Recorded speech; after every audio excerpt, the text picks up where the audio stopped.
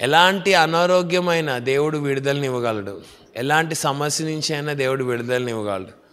నువ్వు దేవుని వాక్యాన్ని పట్టుకోవటాన్ని బట్టి ఆధారపడి ఉంటుంది. దేవుని వాక్యాన్ని పట్టుకుని నేను ఈ వాక్యం ద్వారా జయిస్తాను అనుకుంటే జయిస్తాం. లేదులే నేను చాలా తెలివైనవాడిని, తెలియగలదాన్ని, అసలు మా ఫ్యామిలీనే చాలా చాలా అంటే చాలా తెలివైన ఫ్యామిలీ అనుకోవాలి అని అనుకుంటే ఇంకా అలానే బాధపడతా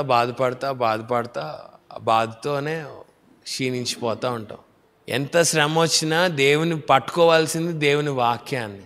ఆ వాక్యాన్ని పట్టుకుంటే ఆ శ్రమల్లో అలా సునాయాసంగా బయటకు వచ్చేస్తాం. సో మనకి అది ఇంత సింపుల్ టీచింగ్ మనకి ఇష్టం ఉండదు. దాన్ని కొంచెం కాంప్లికేట్ చేయాలి. ఇప్పుడు నేను చేస్తాను.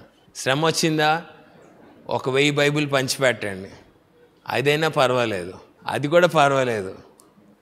మోకాళ్ళ మీద దేకుతా నడవాలని చెప్పాను అనుకోండి చర్చ్లో, అప్పుడు అందరు నడుస్తారు. అలా చేస్తే తగ్గిపోతుందా? నేను మీకు చెప్పేది అర్థమవుతుందా? మోకాళ్ళ మీద పాకుతా ఎక్కుతాను, దిగుతా వస్తాను, ఇలాంటివన్నీ పెట్టుకుంటారు చూడండి. ఇవన్నీ శరీర సంబంధమైన భక్తి. దేవుని వాక్యాన్ని పట్టుకోవాలి, దేవుని వాక్యాన్ని చదవాలి, అంతే. దేవుడు స్వస్థపరిచేవాడు, ఆరోగ్యాన్ని ఇచ్చేవాడు, పరిస్థితులు మార్చేవాడు.